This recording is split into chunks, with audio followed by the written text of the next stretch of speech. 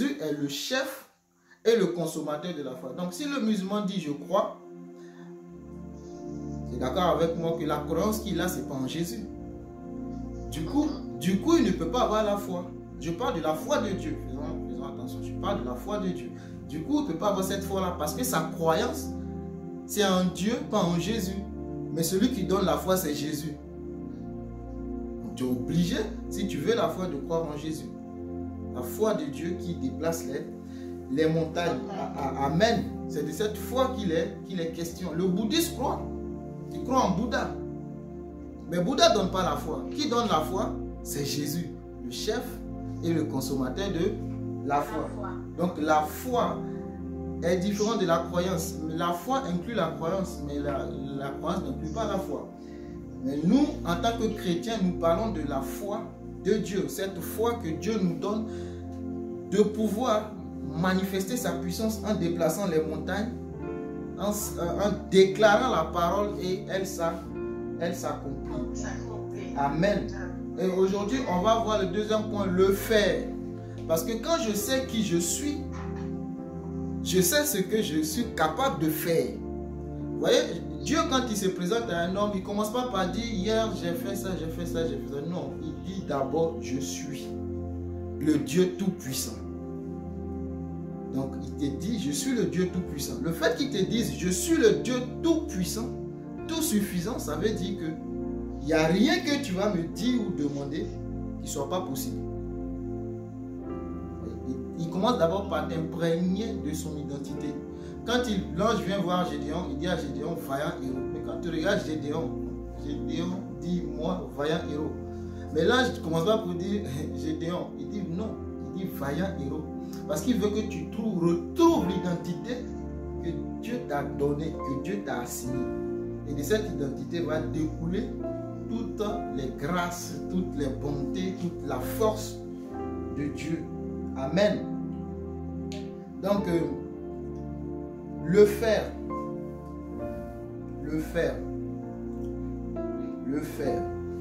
Comment faire pour avoir la foi? Comment faire pour avoir la foi? On a vu que la foi, c'est un don. La Bible le dit. Hein? La foi est un don. Nous sommes sauvés par la grâce au moyen de la foi. Et c'est un don, afin que personne ne se glorifie de ses œuvres. Oui? Donc c'est un don de Dieu. Donc si tu me dis d'avoir la foi, tu es en train de me dire, va voir Dieu pour qu'il me la donne. Parce que je ne peux pas créer de foi moi-même. La foi de Dieu, je ne peux pas la créer, non. C'est Dieu qui la donne. Je parle encore une fois de la foi qui déplace les montagnes, la foi qui accomplit les choses de Dieu. C'est de cette foi que je traite. Amen. Et pour la foi, c'est seul Dieu qui la donne. Et c'est un don. Voyez-vous. Et Hébreux 10, verset 38 dit, « Et mon juste vivra par la foi. Mais s'il se retire, mon âme ne prend pas plaisir en lui. Et mon juste vivra par la foi. Et mon juste vivra par la foi. » Le juste, c'est par la foi qu'il vit. Le juste, pas le méchant, le juste. Il vit par la foi. Nous ne sommes pas de ceux qui se retirent pour se perdre, mais de ceux qui ont la foi pour sauver leur âme. C'est ce que la Bible dit. Donc si Dieu me dit d'avoir la foi, c'est qu'il va me la donner. Parce que c'est lui le chef de la foi. C'est pas moi le chef de la foi, c'est lui qui est le chef de la foi. Et au verset 12 d'Hébreux, au chapitre 12 d'Hébreux, verset 1 à 2, on a vu ça la fois passée. Nous donc aussi, puisque nous sommes environnés d'une si grande nuée de témoins, rejetons tout fardeau et le péché qui nous enveloppe si facilement, et le péché qui nous enveloppe si facilement, et le péché qui nous enveloppe si facilement. Je continue. Et courons avec persévérance dans la carrière qui nous est réservée. Donc, il parle ici d'une carrière. Donc, tu comprends tout de suite que la carrière n'est pas réservée seulement sur le plan professionnel. En tant qu'enfant de Dieu, en tant que leader, en tant que pasteur, en tant que serviteur de Dieu, Dieu te donne une carrière que tu dois accomplir. Et Paul ayant compris cela, il dit, je combats le bon combat. Et le combat qu'il combat, c'était quoi? Le combat de la foi.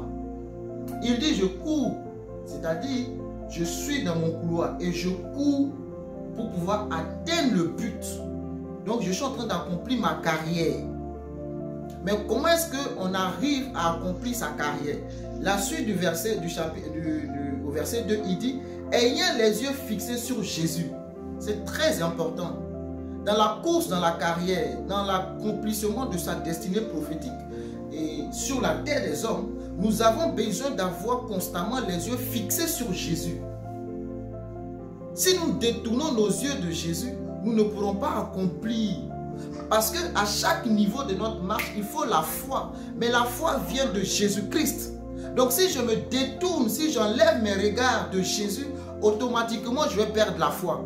Je vais te l'expliquer plus tard. Quand je prends l'exemple de Pierre, Pierre, on connaît très bien cette histoire de Pierre. Quand Jésus lui dit, viens, hein, à 4 h du matin, Jésus marche sur l'eau. Moi je pose la question à Jésus, toi-même, à 4 h du matin, tu fais quoi sur l'eau? On dit c'est un test, mais le test, là, on ne peut pas faire ça à 10 h. La nuit, on dit c'est en général, hein, dans notre esprit, la nuit, c'est le noir, c'est les ténèbres, c'est les démons.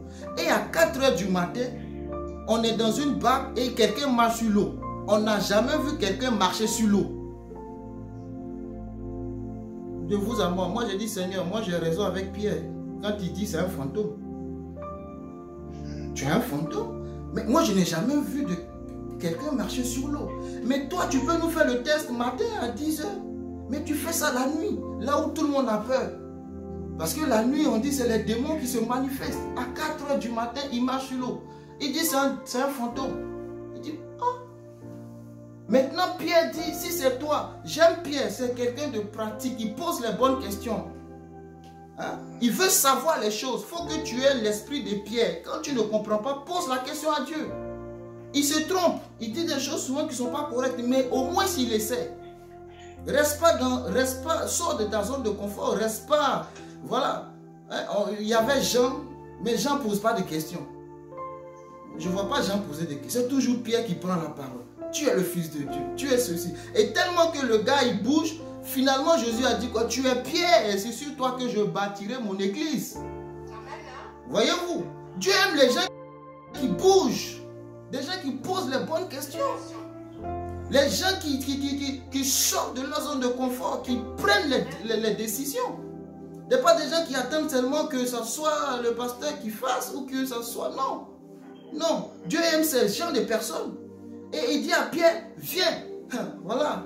Tu dis tu as la foi. Vous savez, la foi, il faut que tu arrives à tout. C'est quand tu passes par les tempêtes que tu peux savoir si tu as la foi. Si je te pose la question si tu as la foi, ce soir tu vas me dire, j'ai la foi.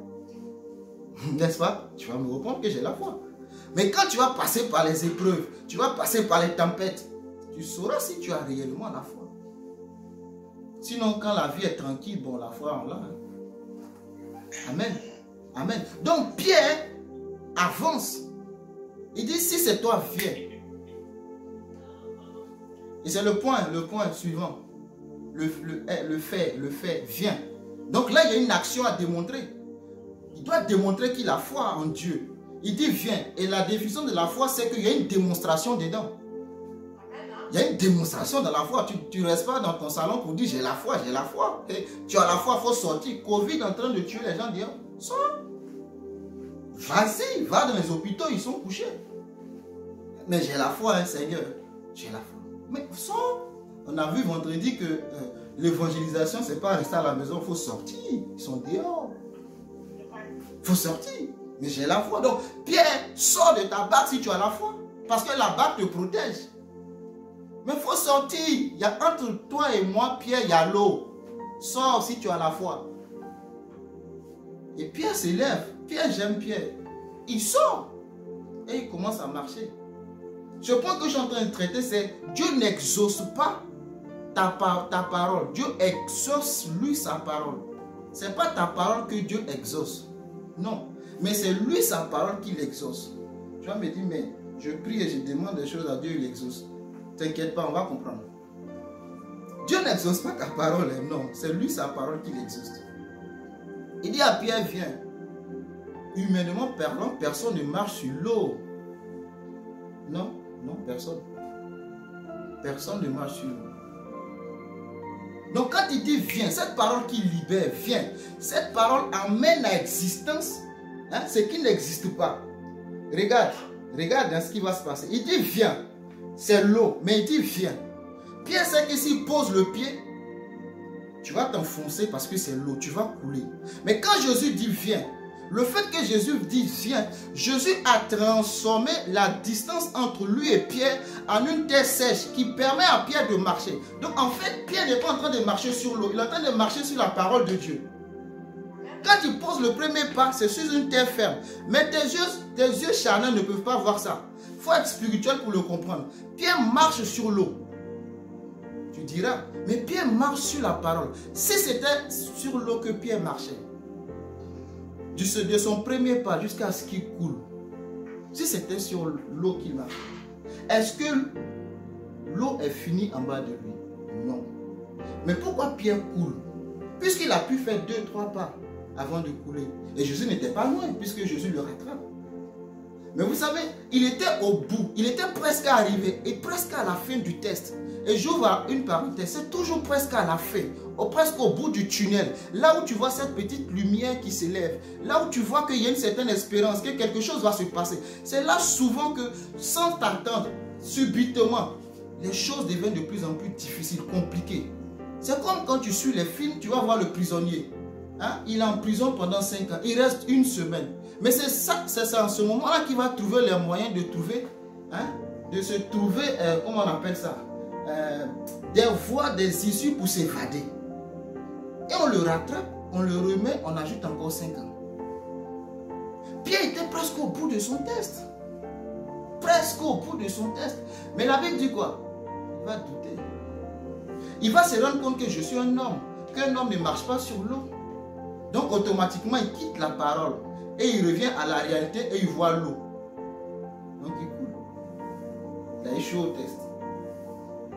Mais il avait la foi. La foi n'exclut pas le doute.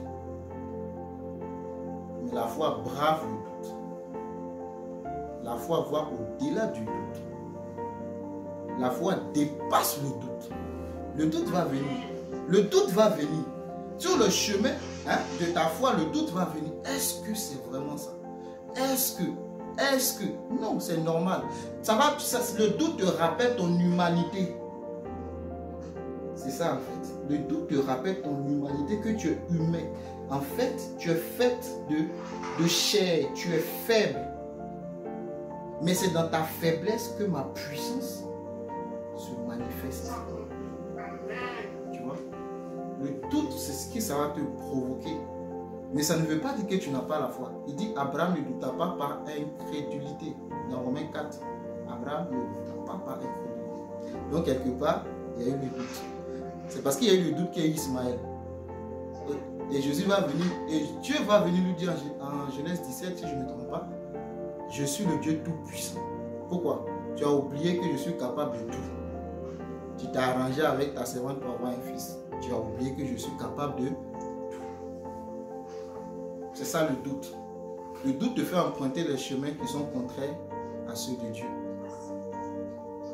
Tu doutes. Tu dis, j'ai la foi, mais je doute. Mais fais comme cet homme. Seigneur, viens au secours de mon incrédulité. Donc, Jésus rattrape Pierre. Et je te disais que le point c'est la foi. Ce que Dieu exauce, c'est sa parole. Dans Matthieu 17, verset 20, la Bible dit, rien ne vous sera impossible. Je ne vais pas lire tout, on étudie Matthieu en ce moment. On va revenir dessus. Rien ne vous sera impossible. Et Luc 1,37 dit, car rien n'est impossible à Dieu. Rien ne vous sera impossible. Impossible par rapport à quoi?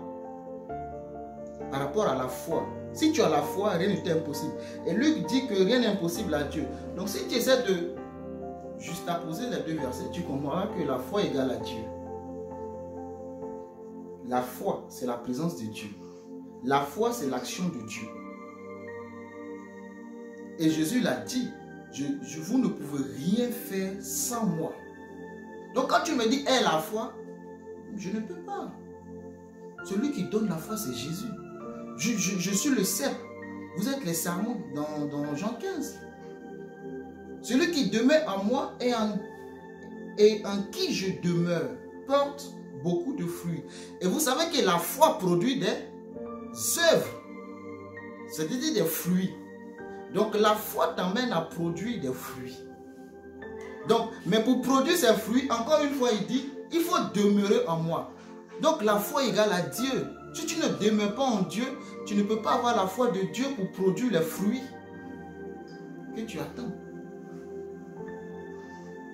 Non, ce n'est pas possible. Il faut que tu demeures en Dieu pour pouvoir produire ces fruits-là. Car sans moi, vous ne pouvez rien faire. Il dit quoi? Ce n'est ni par la force, ni par la puissance, mais c'est par mon esprit. Donc tu me dis de faire. Le faire, là, je ne peux pas. Je suis honnête avec toi, je ne peux pas. Je suis incapable. Mais cela deviendra possible par le Saint-Esprit qui habite en moi, qui me donne ce don de la foi afin de mener la mission, la responsabilité, afin de conduire avec justesse ce que Dieu me donne de faire. Parce que par moi-même, je ne peux pas le faire. Dans le verset, c'est Zacharie 4. Et dans ce même verset de Zacharie 4, il dit quoi? Sur moi. Quand il finit de dire ça, hein, il dit au verset 6, alors il reprit et me dit, c'est ici la parole que l'Éternel adresse à Zorobabel. Ce n'est ni par la puissance, ni par la force, mais c'est par mon esprit, dit l'Éternel des armées. Et le verset 7 est très intéressant. Il te ramène dans Matthieu. Hein? Jésus a parlé à ses disciples de la montagne. Qui es-tu, grande montagne? Mais c'est précédé par quoi? Ce n'est ni par la force, ni par la puissance, mais c'est pas mon esprit. Mais il vient finir par dire, qui es-tu, grande montagne, devant Zorobabel?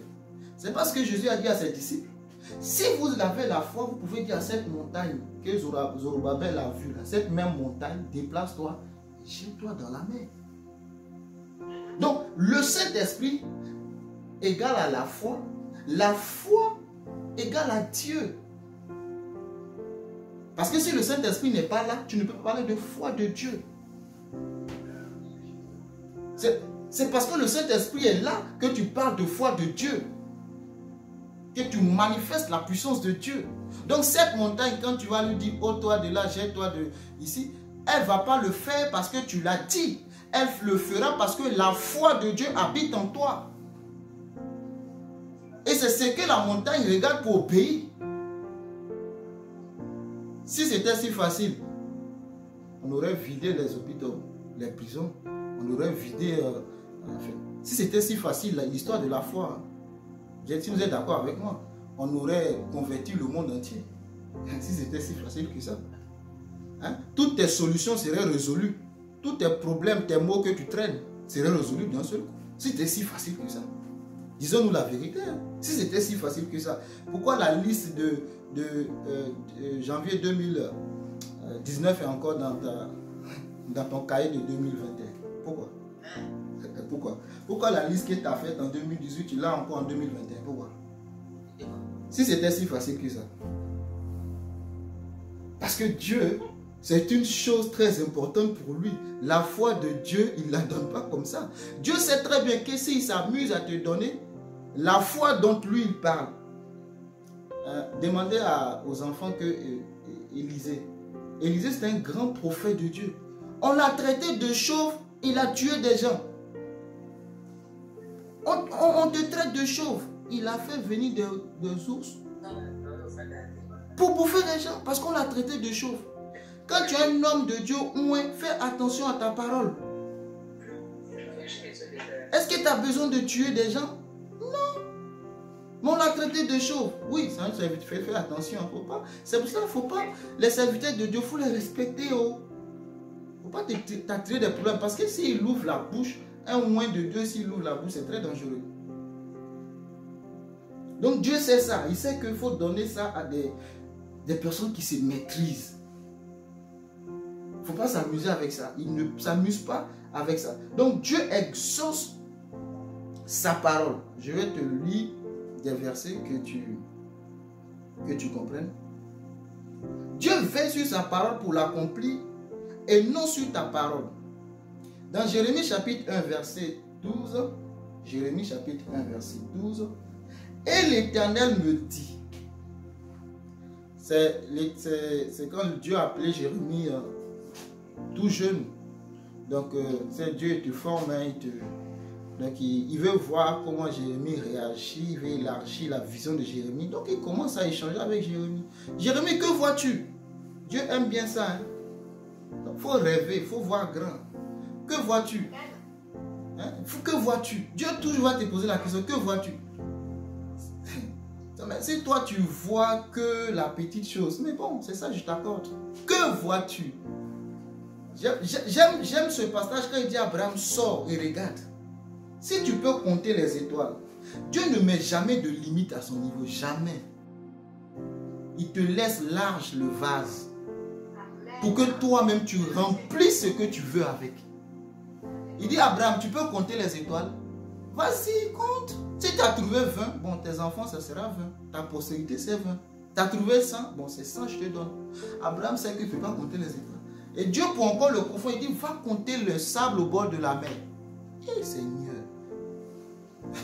On peut compter le sable au bord de la mer, on ne peut pas. Donc, il n'y a pas de limite, il y a no limite. Il dit à Jérémie, que vois-tu? Il dit, je vois un amandier, c'est pour te rappeler un peu le contexte.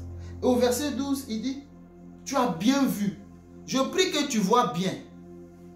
Que tu vois ce que Dieu voit. C'est ma prière. Que tu vois ce que Dieu voit. Et ce que Dieu voit est tellement grand que Dieu ouvre tes yeux, que tu vois ce que lui voit. Il dit à Jérémie, tu as bien vu. Tu as bien vu. Ce que je vois là, tu as vu ça aussi. Ah fils, tu es dans la révélation. C'est ce qu'il dit à Jérémie. Toi, tu es mon fils, tu es dans la révélation. Tu as vu ce que j'ai vu. Et il continue par lui dire, car je veille sur ma parole pour l'exécuter. Pour l'exécuter, je veille sur ma parole. Ce que tu as vu là, hein, tu as enregistré, non? Je veille sur ma parole pour l'exécuter. Tu as vu, hein? Je vais veiller à l'exécuter. Maintenant, allons dans un autre chapitre, un autre livre de la Bible, dans Isaïe 55, le verset 9 à 11. Je vais encore te montrer que Dieu, c'est sur sa parole qu'il veille pour l'exécuter. Et on va faire un cas pratique. Par la grâce de Dieu, ça arrive. Amen. Donc, dans Isaïe 55, verset 9 à 11, la Bible dit quoi? Autant les cieux sont élevés au-dessus de la terre, autant mes voix sont élevées au-dessus de vos pieds, de vos voix, pardon. Et mes pensées au-dessus de vos pensées. Comme la pluie, suis bien, comme la pluie et la neige descendent des cieux. Regarde le film, vois le film dans ta tête. Comme la pluie et la neige descendent des cieux et n'y retournent pas sans avoir arrosé.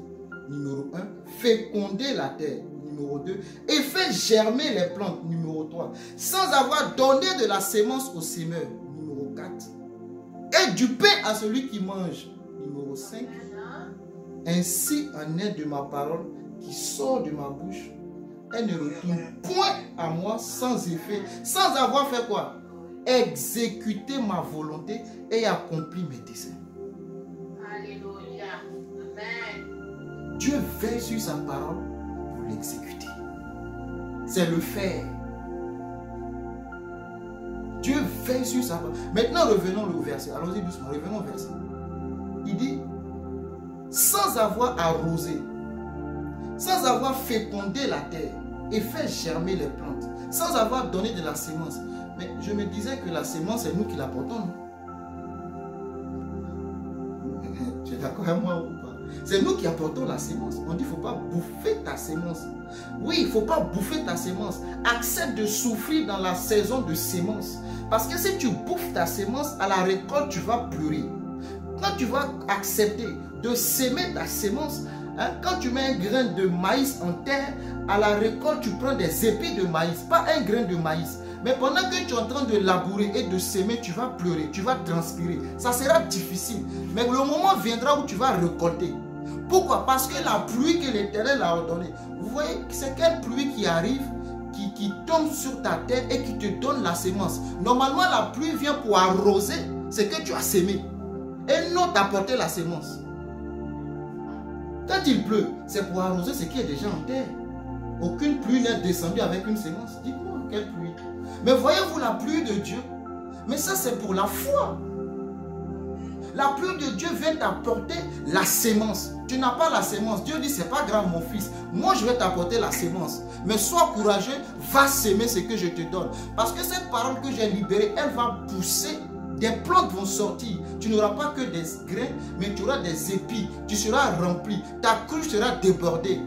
Tu seras rempli de bénédictions. Mais seulement il y a un moment. Accepte de s'aimer. Moi, je te donne cette sémence-là. Accepte. Il dit, il donne du pain à celui qui mange. Aïe, tu manges déjà, mais on te donne quand même du pain. Tu manges déjà. Et il vient t'ajouter encore. C'est la puissance de la parole de Dieu. Et Dieu fait sur elle pour l'accomplir. Il dit, elle ne peut pas retourner à moi sans avoir accompli. Quand la pluie descend, hein, tu ne peux pas l'arrêter. Qui peut arrêter la pluie? Qui? Personne. La pluie descend, boum. Elle arrose le sol. Ta sémence est bénie. Elle pousse. Et qu'est-ce qui va se passer? Le soleil se lève. Tu connais un peu le système pour que l'eau tombe. Le soleil se lève et encore des nuages vont se former. Elle remonte. Elle s'en va dire au Père, j'ai accompli ta volonté dans la vie de ton fils. Tu m'as dit d'aller bénir son sol. J'ai béni son sol. C'est pourquoi Isaac peut récolter 100 fois plus jusqu'à devenir fort riche dans un temps de sécheresse. Parce que c'est la pluie de Dieu qui descend sur le sol de Isaac. Cette pluie, elle ne descend pas sur le sol de tout le monde. Non. Cette pluie descend sur le sol de ceux qui ont la foi de Dieu et qui écoutent la parole de Dieu, parce qu'Isaac a écouté la parole de Dieu, il n'est pas descendu à Guérard. Il fallait qu'il parte en Égypte, qu'il quitte Guérard, qu'il parte en Égypte. La pluie n'allait pas arriver en Égypte. Amen.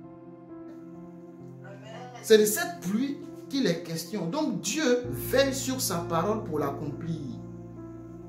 Il dit à Noé, fais l'arche. Noé fait l'arche parce que Noé a entendu. C'est parce que Noé a entendu qu'il a fait l'arche. Donc ce que je suis en train de te dire, c'est que il faut que tu entendes d'abord avant de te précipiter à faire. Dieu a dit. Si Dieu a dit, c'est largement suffisant. Et pour Dieu, la parole de Dieu, Dieu dit à Abraham que je le jure par moi-même. C'est-à-dire, il regarde Abraham, il ne sait pas ce qu'il va dire. Il tourne. Il dit, je le jure par moi-même. Aussi vrai que je suis Dieu. Parce que tu as accepté de m'offrir ton fils, aussi vrai, je le jure par moi-même. Et c'est scellé, la parole de Dieu.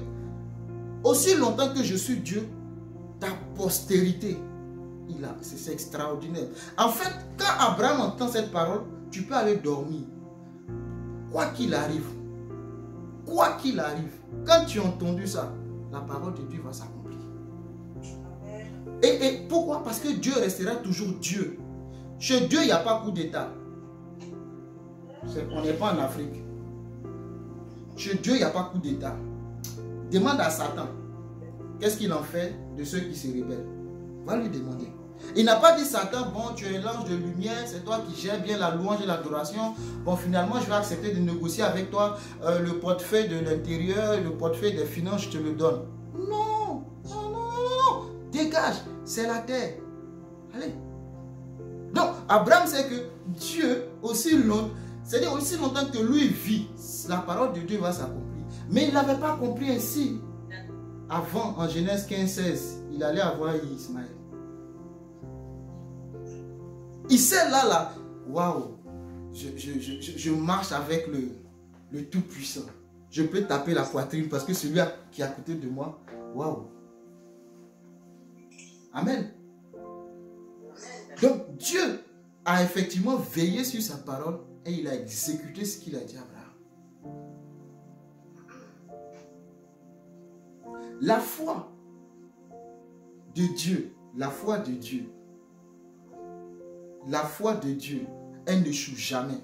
Je ne te parle pas de... Si tu entends la parole, si tu as entendu la parole, il n'y a pas d'échec possible. Ce n'est pas une histoire de je vais tester ma foi, je vais aller marcher sur l'eau. Des gens ont essayé, ils sont morts. Mais tu vas dire quoi? Mais ils ont la foi, non? Mais pourquoi ils sont morts? Dieu était où et puis il mourait. Hein, j'ai la foi. Moi, si tu veux tester, chez nous en Côte d'Ivoire, il y a un lac à Yamoussoukro, il y a des crocodiles. Je vais t'envoyer, va tester là-bas. Ça serait un bon déjeuner pour eux. Va tester, va tester, va tester.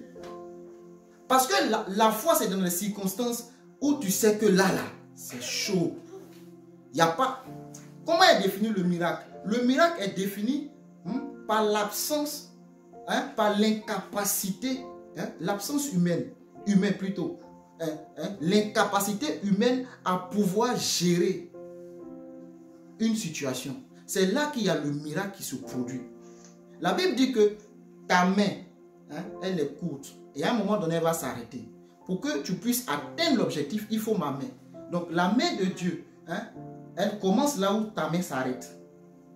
Maintenant, quel est le besoin que tu as et tu te lèves pour dire je vais aller marcher sur la mer. C'est quoi ton besoin? Non, je vais montrer que j'ai la foi. C'est comme ça on montre la foi. C'est comme ça? Non, c'est pas comme ça. Parce que le miracle se définit. Quand on dit miracle, ça veut dire que j'ai cherché. Là, c'est Dieu seul. On dit il a le cancer, phase terminale. Le médecin a dit va dire au revoir à ta famille. Parce que je ne peux plus l'aider. Donc quand toi tu t'assois et que tu regardes, il n'y a plus de solution. Tu dis Seigneur, est-ce que c'est le contrat qu'on a signé? C'est là. Dieu dit ah bon, on va voir. J'arrive, si tu as la foi. Parce que je vais venir consommer la foi en toi. Je vais la prendre, je vais la mettre dans ton corps et je vais réparer tes cellules. Et tu vas être restauré, tu seras guéri. Et tu vas aller dire au médecin, tu m'as dit d'aller dire au revoir à ma famille. Mais mon Dieu m'a guéri. C'est ça la foi. Amen. C'est ça la foi. On m'a diagnostiqué une maladie incurable. Voilà, Dieu aime ça, les cas compliqués, les cas difficiles. Mais tu peux prendre Doliprane et guérir ta tête. Tu dis non, je prie Dieu pour guérir. Dieu guérit mon mot de tête, je ne prends pas Doliprane. Mais tu vas mourir. On m'a dit l'histoire d'un homme qui est mort. Un pasteur en plus. Il est malade, il a un problème d'intestin.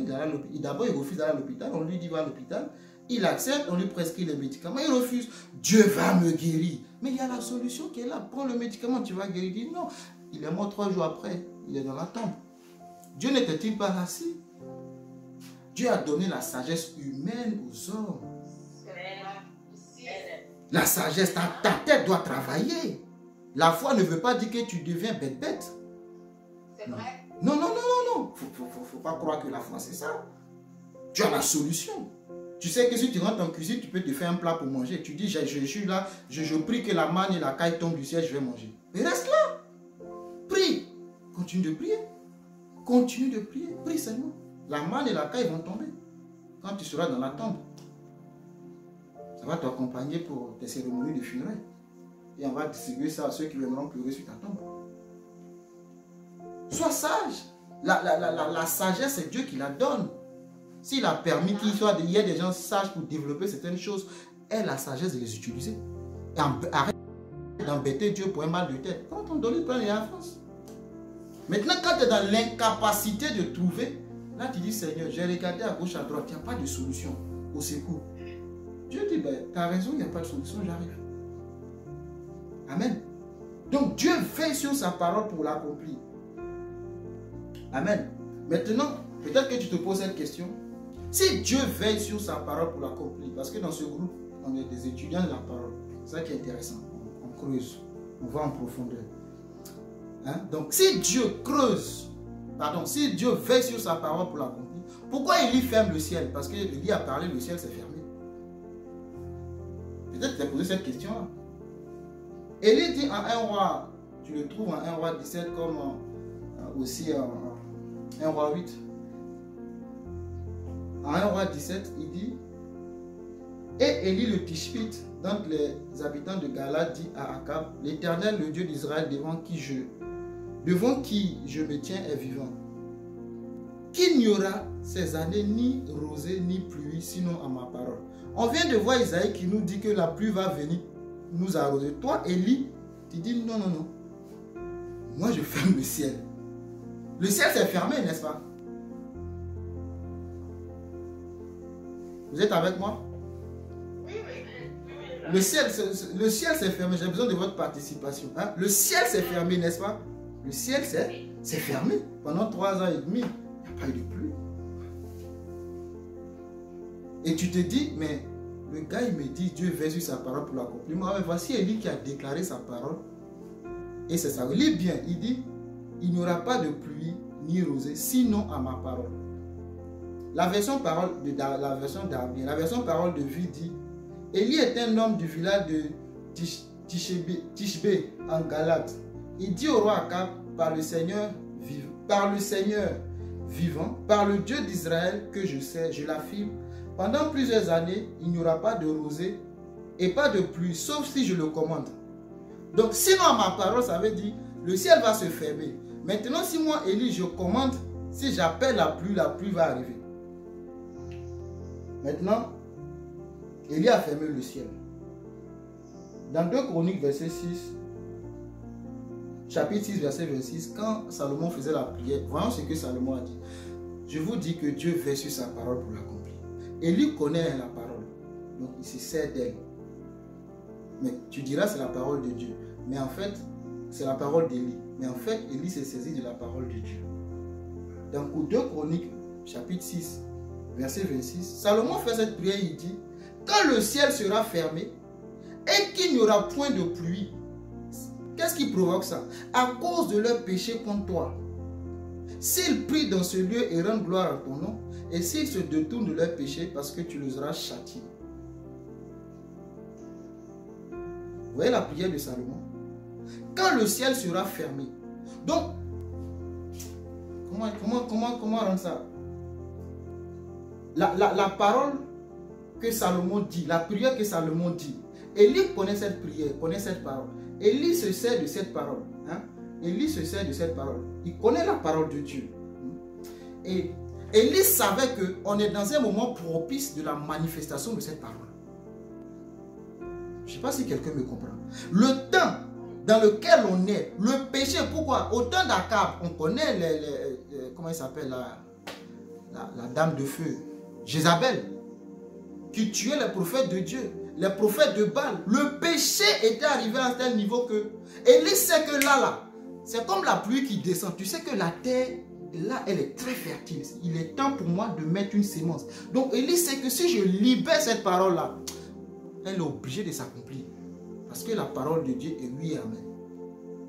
Élie sait très bien. Donc il a regardé, il sait que tout est en accord pour que le ciel soit fermé. Vous pensez que c'est comme ça, il s'est levé un jour fermer le ciel? Non. Non. Attention, non. Il faut que tous... Il y a un homme de Dieu qui a dit, ferme le ciel, moi je vais l'ouvrir.